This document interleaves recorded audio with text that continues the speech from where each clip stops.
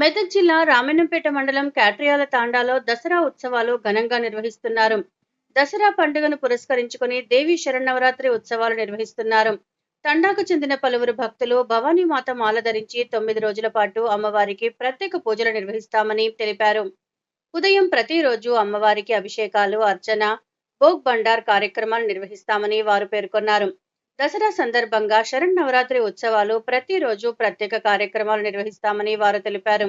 ఆలయ పూజారి రాజు మహారాజ్ ఆధ్వర్యంలో ప్రతిరోజు అమ్మవారికి పూజలు నిర్వహించి భక్తులకు తీర్థప్రసాద వితరణ చేపడతామని తెలిపారు. ఈ కార్యక్రమంలో గుడి పూజారి రాజు మహారాజ్, రాజేందర్ నాయక్, బాల్యానాయక్, సర్దార్ నాయక్, నరేష్, జగన్, శ్రీకాంత్, బంజారా గిరిజన మహిళలు, తండా నాయకులు తదితరులు పాల్గొన్నారు. జై శివలాల్, జై భవానీ. ఈ నవరాత్రుల దీక్ష మా అమ్మవారికి 9 రోజులు ఉపాసం ఉండి 9 రోజులు అమ్మవారిని వేడుకుంటాము. ఇక్కడ కాట్రియాల తండ మాది, రామంపేట మండల్, మెదక్ జిల్లా. మా పేరు రాజు మహారాజ్, కాట్రియాల తండ వారు. అందరికీ నమస్కారం. ఇక్కడ మేము 9 రోజులు ఒకటే పూట మేము ఇక్కడ అమ్మవారికి ఒక 30 మంది ఉన్నాము. ఒక్క పొద్దులు పట్టుకుంటాము, ఒకటే పూట తింటాము.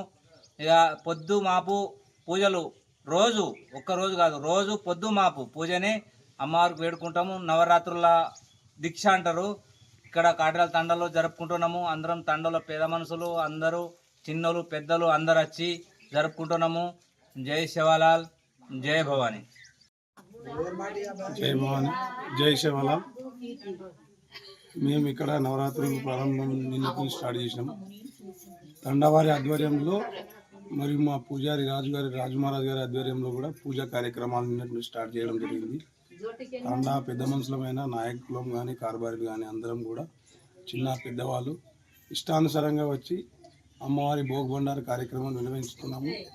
ఈరోజు నిన్నటి నుంచి రేపటి దాకా దాదాపు 11 రోజుల దాకా కూడా, ఈసారి 11 రోజులు నవరాత్రులు వచ్చినాయి కాబట్టి 11 రోజులు కూడా ఈ పూజా కార్యక్రమం నిర్వహించడం జరుగుతుంది. సుఖశాంతంగా ప్రశాంతంగా ఈ పూజా కార్యక్రమం నిర్వహించుకుంటూ మేము ఉపవాసాలు, మధ్యాహ్నం ఒకటే పూట భోజనం చేయడం కూడా జరుగుతుంది.